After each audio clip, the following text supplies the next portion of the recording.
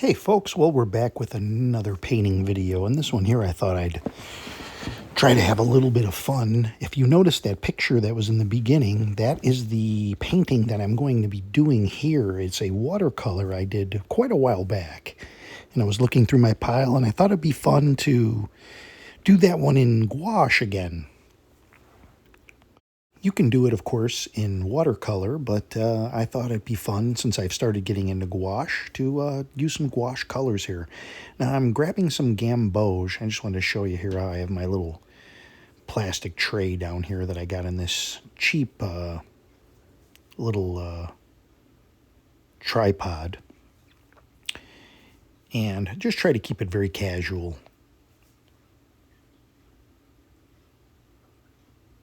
And I just wanted to show you that briefly. So we're going to take some lemon yellow and some gamboge. Gamboge is an interesting color. It's a yellow, but it's kind of a mustardy color. And it's just going to give you a little different of a tone. So if you're playing around, experimenting in yellows, trying to get different bright colors, things like that, it's definitely a good color to try. So what we're going to do here is I'm working on creating the background. What I want to do is I'm trying to create some light. I'm trying to create areas of light and color and create the atmosphere and the backdrop. Now here I'm coming in with some white gouache. And this, the nice thing about gouache is if you're using watercolor, you kind of want to leave areas of white. But with gouache, you can paint over things because of the opaque nature of the paint. It kind of gives you more of a feeling of painting, say, like with oil colors. And I really enjoy that. I really enjoy that aspect. So I can go in, I can experiment, I can overpaint without really getting that feeling that I've overworked something. So it's worth a try. So now I'm coming in with the gamboge, and what I'm just trying to do is I'm trying to create a little area of light in the background and just trying to set the stage. And I'm working from, again, that picture that you saw in the beginning, and that was a watercolor. Now, when I've done watercolors like that in the past, what I've had to do is I've had to really layer things. And that's when you run into a chance of mud and bronzing where the paper becomes shiny. But with gouache, I don't have to worry about that as much. I can overpaint things, and I can do texture and I can do strong colors because of the pigments, and I can get to where I want to be a lot quicker, and I can achieve kind of that oil painting look, that depth of look. Now I'm going to come in here with some orange. This is probably just a little too red. I was going to try to make more of an orangey backdrop. And it's no problem. Like I said, if I'm using gouache, I can come in, I can overpaint, I can come in with a little white, or I can come in with a little more gamboge, and I can create sort of this atmospheric background sky.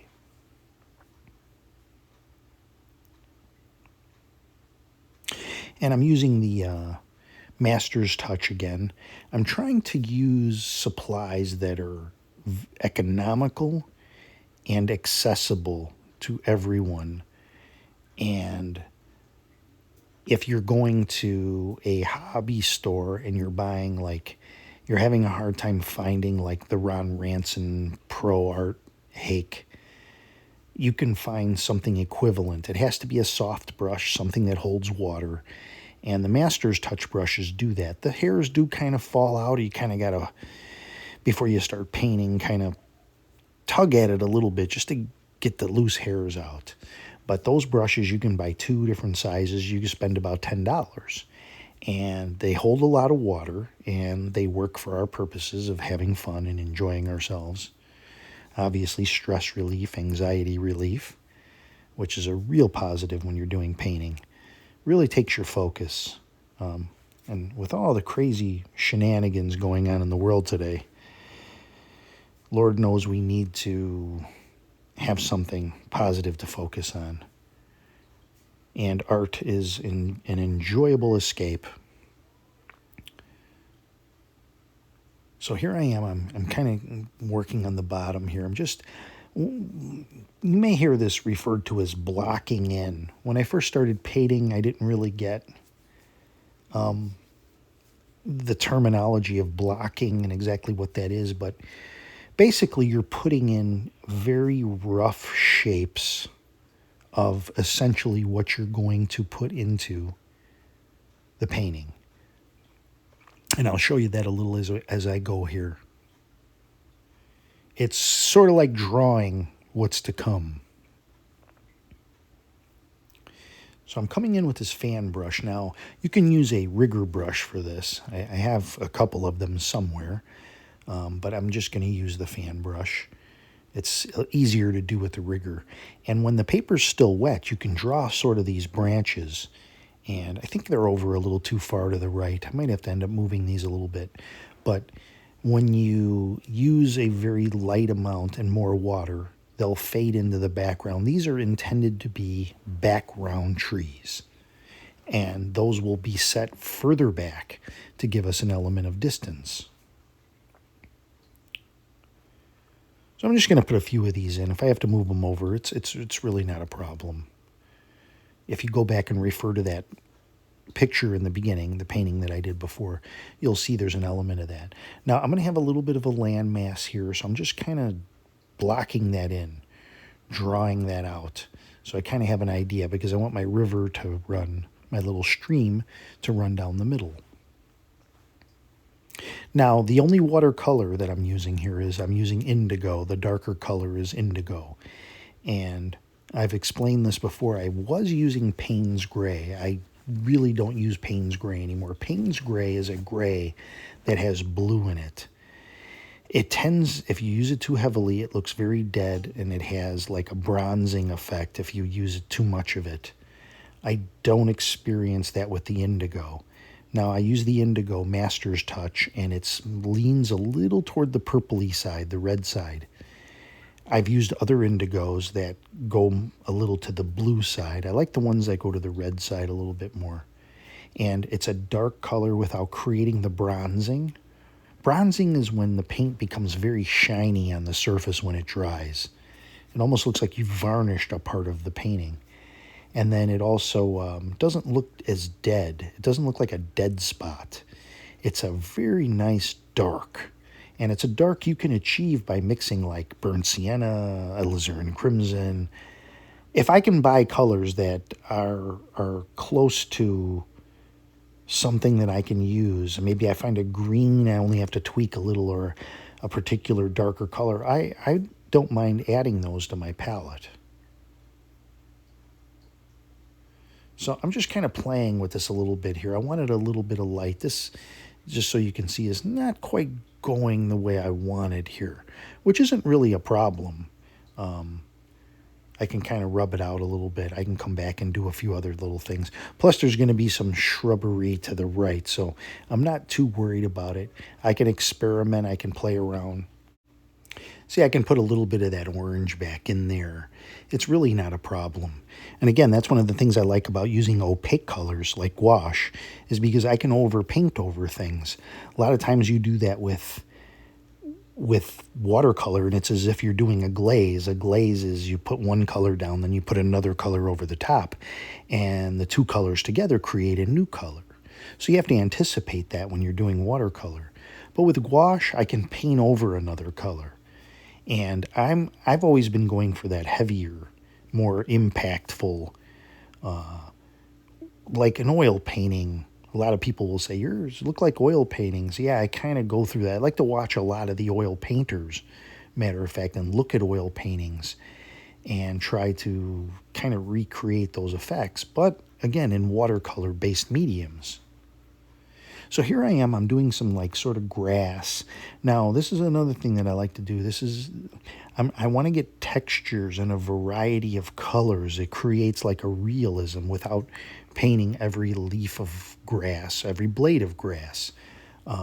What I'll do is I'll use like a fan brush, or I'll use like the hake brush, and I'll come in with different colors. I'll come in with like a shade of green, yellow first for the base, leave some little areas open to pop, and use a combination of water and dry brush and different things like that to gain that texture.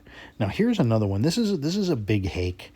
I got this one It's probably like Chinese made or something like that. But I ordered this one from Amazon. It's a really big hake, and I like it for certain things. You can do big areas of foliage with it. And here I've dipped into the indigo color, along with a little bit of maybe a little bit of ultramarine blue.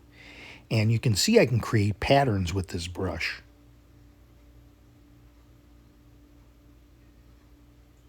And then I'm going to take the indigo, I'm putting it in my stream now that I have a good idea where it's going to be, because with watercolor, if you have a dark area, you can paint white over the top of it and kind of create those water effects, and it'll stand out. So I'm just drawing in here that stream that's going to be going through there. So in this case here, I can do like the oil painters. I can put my darks down first, and I can actually highlight over the top. If I was doing watercolors, I would put lights down and I would do darks more toward the end. But because these are opaque colors, once again, I can go dark to light. In most situations. In some situations, it doesn't work as well. Not all gouache colors are as opaque as some others. So here I'm taking my fan brush and some indigo once again. And I just want to make this foliage look somewhat realistic, that there's some little branches and things hanging off. And you'll notice my background now, it's orangey yellow. It's more orange than the watercolor that I had in the beginning. But that's kind of intentional. I thought it would look nice if there was more of an orange punch to it.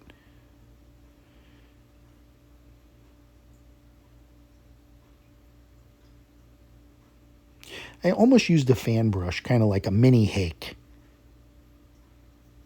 I'm utilizing the bristles. The difference is that the fan brush doesn't hardly hold any water, if any, whereas all the hake brushes, they all hold water. So even if you blot it on a paper towel, there's still water in that brush. Now here I'm coming in with the lemon yellow, and I'm going right over the top, wet and wet, and you can see the effect that that's creating.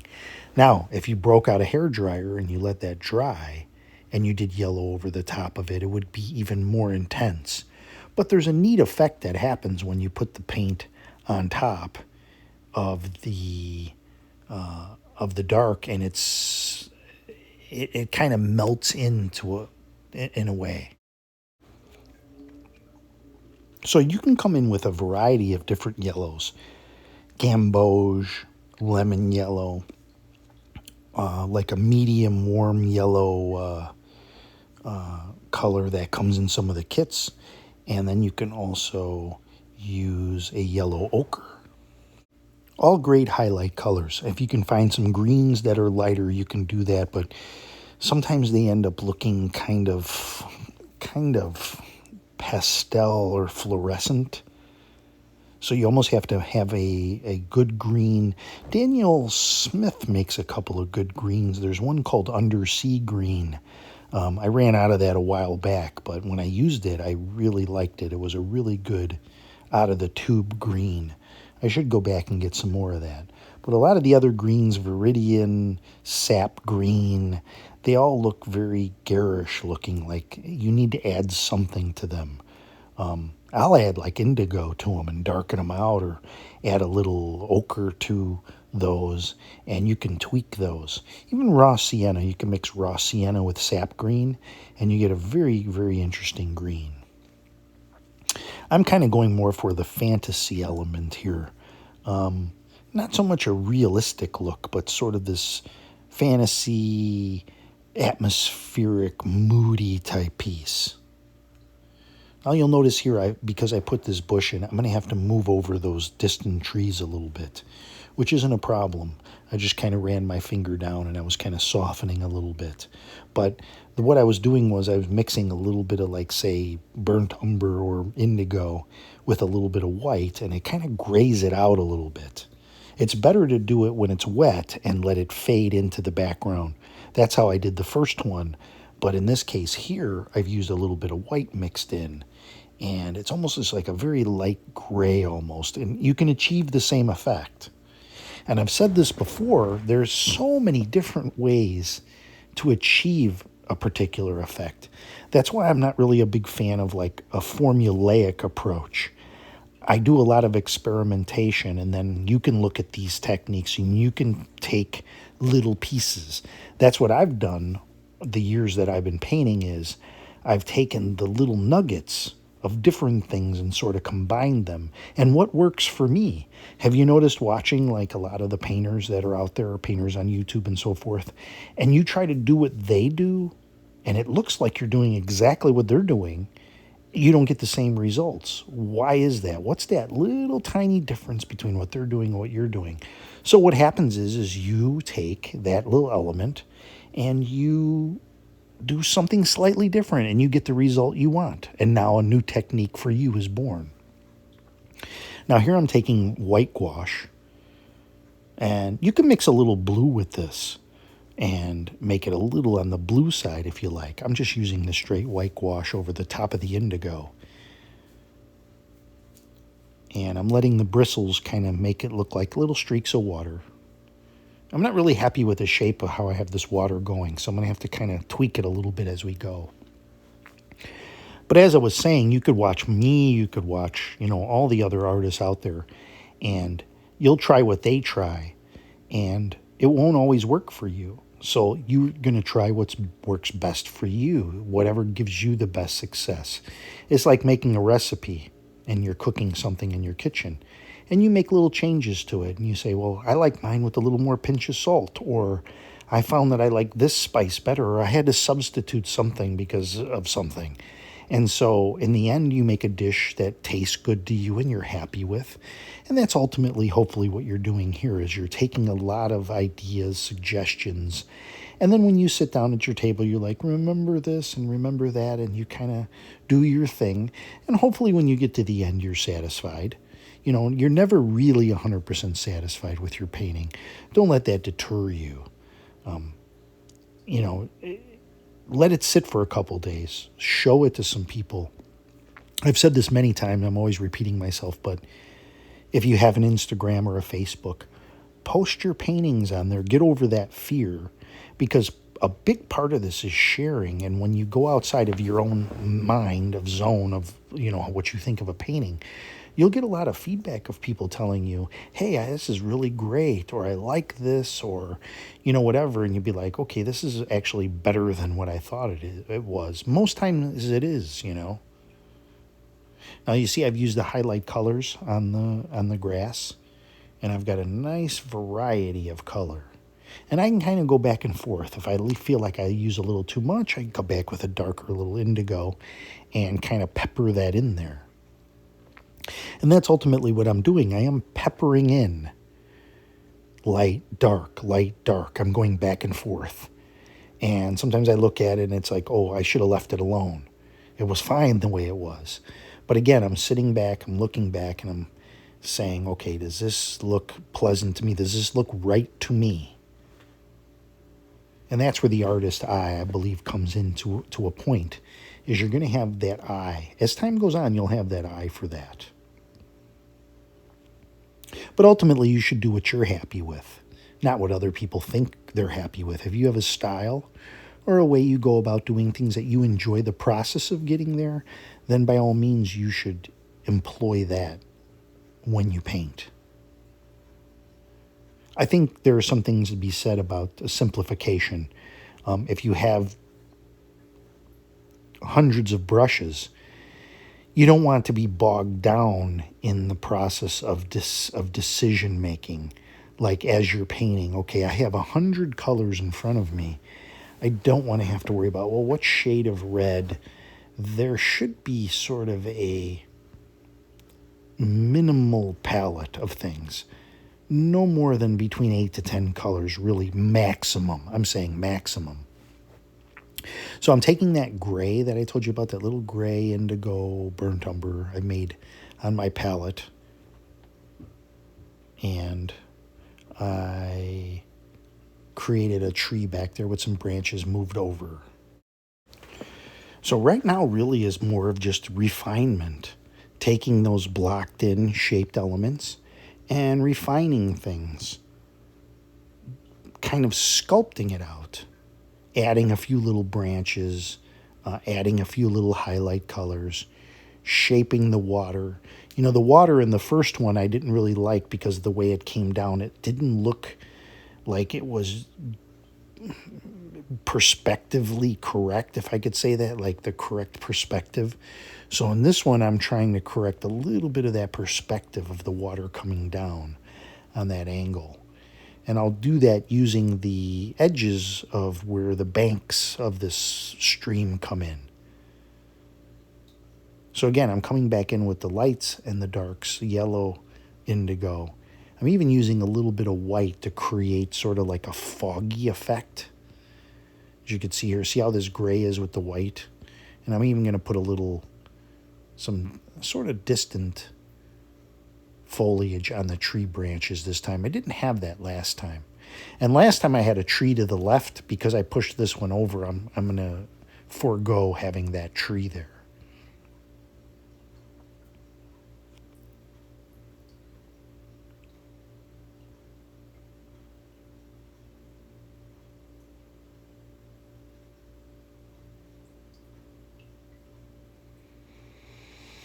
So at this point, I'm just working with my yellows, variations of green, and the indigo. And I'll use some yellow ochre to highlight areas of the grass just to make that stand out a little bit. And even a little gamboge that I started with in the beginning to offset from the more orange off in the background.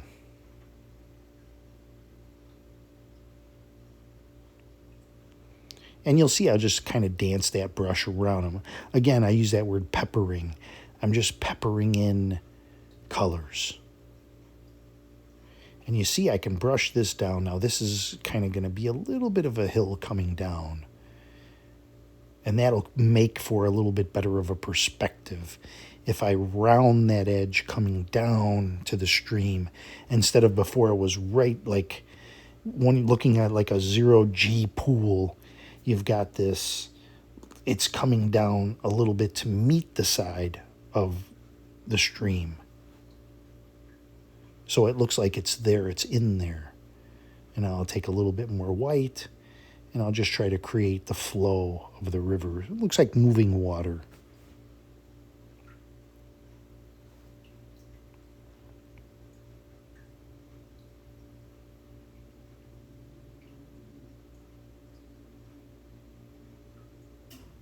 And you got to be careful, because if you use the white too much, you'll have a solid white river, and you don't really want that necessarily. You want that variation to make it look like water. And the brush strokes over that dark background actually lend itself to look like that. And again, here's some highlighting. We're just trying to fool the human eye to think that it's seeing what we're trying to make it see without painting every little last detail. You know, we're doing these paintings in around 30 minutes or less. And really, for watercolor and gouache, you can spend more time than that. If you want hyper-realism, I've seen some out there. They're really fantastic. It's not for me. It's too tedious. Like I say, I paint this for fun, for enjoyment. And so for me, the fast and loose method is the most appealing. And that's why I like to stick to nature scenes as well. I don't do portraits or, animals or anything like that. See, again, I'm using the bristles of the brush. I'm coming down, creating a little bit of a slope there.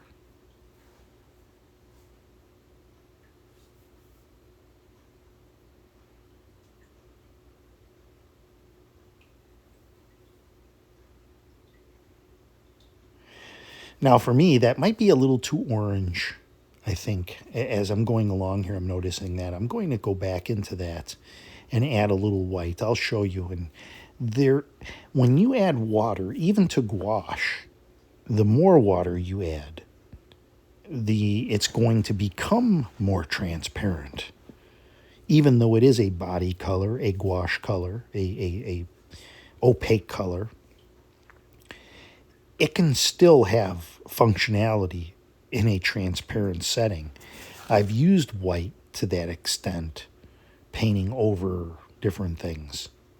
Now see here again, I've got the highlight colors coming down. It's a little bit of a yellowy, sort of a green.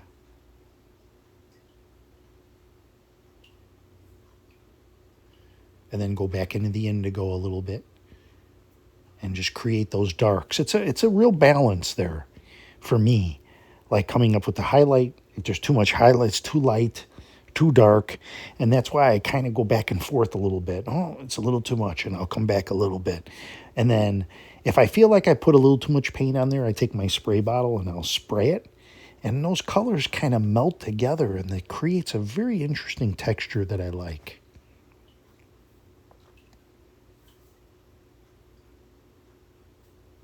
Now I've created along the bank here some little things look like they're sticking up on the closer side of the bank.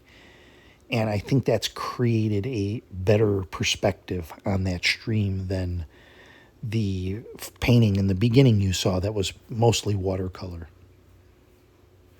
Again, I'm jumping around here. I'm using my hake brush and I'm just, how can I enhance things? So if I bring out a few more branches over the top of those distant trees, it creates more depth.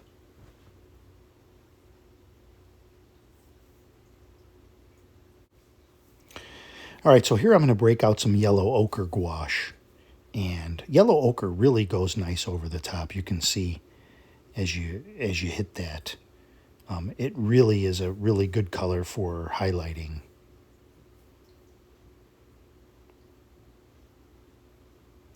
Now, if you watch some earlier videos with the watercolor painting, I used raw sienna in the very beginning.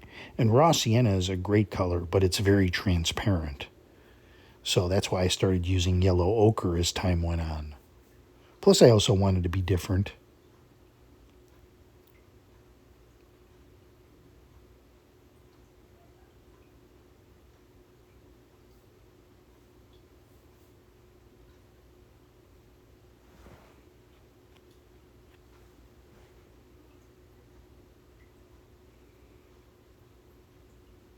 So I'm going to highlight, this is where light would be on these limbs here sticking out into the, trying to do some highlight colors here. Where the light would be coming in.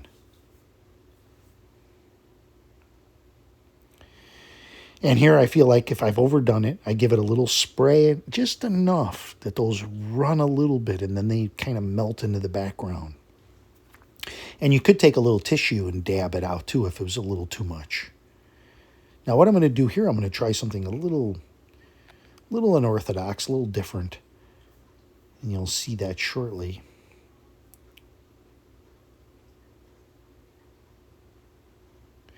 I don't know if sometimes you ever notice like there's light coming through a bush and it could create like almost like a blur effect. It's not very clear because the light as it's coming through. It almost softens if you've seen a picture like that. Certain areas where there's more light creates a sort of softness, a sort of blur. Especially if you're looking at like a photo of something.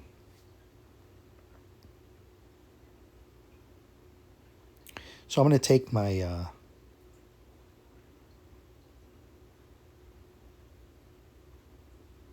fan brush for now before I do that, because I'm going to add some water here. And this is what I told you about taking the white and going over the top, sort of in between these little limbs. And you can get away with this stuff, no problem, because it will dry. It's kind of a milky white. See, and what we've done is we've created some light, still have the color there, and it'll dry. It'll dry in place pretty nicely, but it'll lose some of the orange over the top. And toward where the top of the stream is, that's where all our color is. So now it kind of pushes you more into the focal point. See, and again, I could take my little tissue, I can dab at that. And I hope I'm not overly complicating this. I'm hoping you're able to pick up some little things from this. I want to do some basics, at the same time also some intermediate. As I said before, my idea was to have you come along with me on this journey and experiment as I go along and inspire people, of course. I hope I'm not leaving anyone behind with some of this. So here I am. I'm taking a clean hake brush. See how I'm kind of smoothing this out and kind of see how now it's created like a soft edge over there. That's really neat. It's really a neat effect. And you have to go in and be very gentle. You have to be brave, too, obviously, on some of this stuff. You think, well, I've been painting this for 20 minutes. I don't want to mess it up. But you have to think to yourself, I can't mess this up. I mean, you really can't. It's only, in a way, it's only messed up in your own mind. You felt like it was in one thing, and then later on, it's like, I should have left it alone. But where it is now is where it is now. That's the piece, that's the art, that's where fate had you end up. And, don't cry over spilled milk, as they say. Make lemonade out of lemons, that kind of thing. And make that a learning tool for next time, because it's going to take many paintings to get you to a point of real comfort. And that's really what a lot of painting is. You're comfortable with yourself, you're comfortable with the paper and the paints, and you paint things more casually. If you watch my earlier videos, I once used to joke and I'd say, put your brush in the air and paint like you don't care. You kind of do paint like you don't care as much anymore. You almost get a certain laziness about it. Although it's the most fun thing you're doing and you're having a great time, like, you don't want to work that hard at it either, because it's supposed to be a loose, fun event. So you kind of find yourself just, I'm going to dab a little color in here. I'm just going to throw a little paint here and see what sticks. And as you start to do that, you start to have little successes. And look at this. See how the white's coming in from that bush on the side, and then it's softened over the top. It's a very artistic effect. I think it looks really neat. And those are the little things that excite me about painting, that keep me coming back. To say, ooh, look at that, look at what just happened there. And I'm hoping you'll get excited about that too, and you'll try things, and you'll keep experimenting. And you'll say, let me see, I remember he did that. Let me see if I can incorporate that in there. But you know what it is? I got to say this. I got to say, we have the Ron Ranson group on Facebook. He was a beginner, and you could just tell he had the passion and everything. And he is really good now. I mean, he's leveled up, as I call it, many times. And he's doing really, really well. I'm really enjoying seeing his progress. And the reason why is because you can just tell he had the passion, watching videos and absorbing information and put everything into it. And so, can anyone paint? Yes, but you do have to have a passion for it.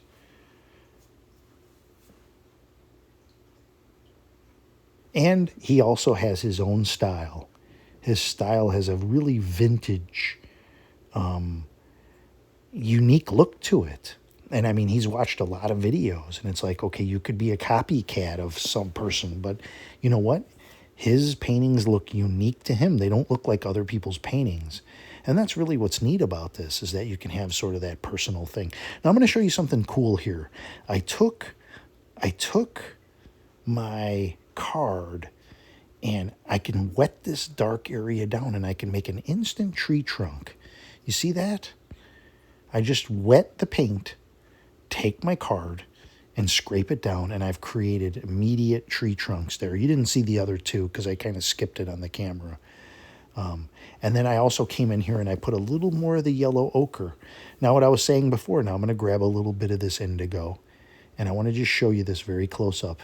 And just by dabbing a little bit of that in there, I can tamp down the yellow ochre so that it's not taking over so much. Just those little light touches there. And you see now we have this very nice fantasy piece. I thank you everyone for watching. I hope you enjoyed this, and I'll see you on the next video.